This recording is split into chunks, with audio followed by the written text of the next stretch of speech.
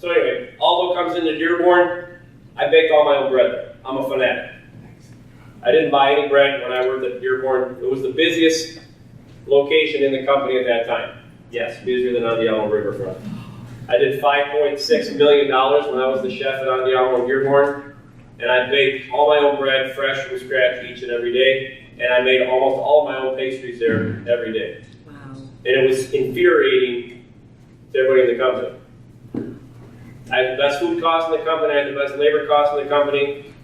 Things were humming in Dearborn. And Mr. Aldo came, and he didn't like my bread. I said, well, my customers love it. Everything about it is the right thing to do. I don't want to buy bread from somebody, I want to make my own bread. And he didn't like it, It was a constant debate that one of the breads I made was a sourdough, like a rustic, mild sourdough though. Because a heavy sourdough doesn't go very well with Italian food, and I recognize that. So I made a very mild, it's actually an Italian bread called a ciabatta, which is Italian for slipper. So I have a homemade poulish, my own sourdough starter. I also made a rosemary olive loaf, and I made classical French baguettes every day, and then I would rotate specialty breads. Wow. And he always argued that the sourdough didn't go with the Italian food. He thought the olives were overpowering because it didn't go with everything on the menu, and why would you serve a French baguette in an Italian restaurant? So he'd come and he'd call Joe, and Joe would call me like, do you really need to bake your own bread? All doesn't like it. We fought about it because it's the best thing to do. And he came one day, and it's like he'd walk in the back door, and I was like, really today? I don't have the energy today.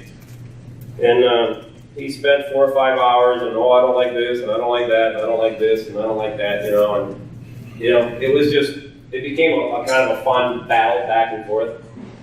And so I say goodbyes, and he's going to leave. And I walk him up to the hostess stand, and he's getting ready to go out the door.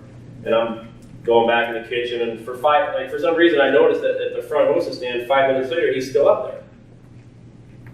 So I'm like, what's going on up there? I watched the hostess go up to him with a bag and hand him a bag, and he walks out the door. It was the bag. I go, what was that all about? She goes, I can't tell you. I go, what do you mean you can't tell me? I want to fire you. You tell me right now. She's like, he wanted me to secretly go get 2 loaves of your bread and wrap them up because he wanted to bring them home. He said he was having a dinner party at his house that night. He wanted to serve your bread. Awesome. So that finally was like the icebreaker that him and I really needed. So next time I saw him,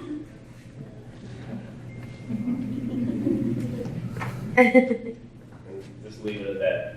But when I asked him how that bread was for his dinner party, he just, if you know Mr. Aldo, and if you had ever been around him, he had this really this smirky kind of a smile, like sheepishly, it just set the tone forever. So I'm not going to belabor me. You're going to hear enough about me, but about our history and our tasting. We talked about our concepts. We talked about our brands, pricing. It's about providing that high quality food and dining experience every time they come into our location.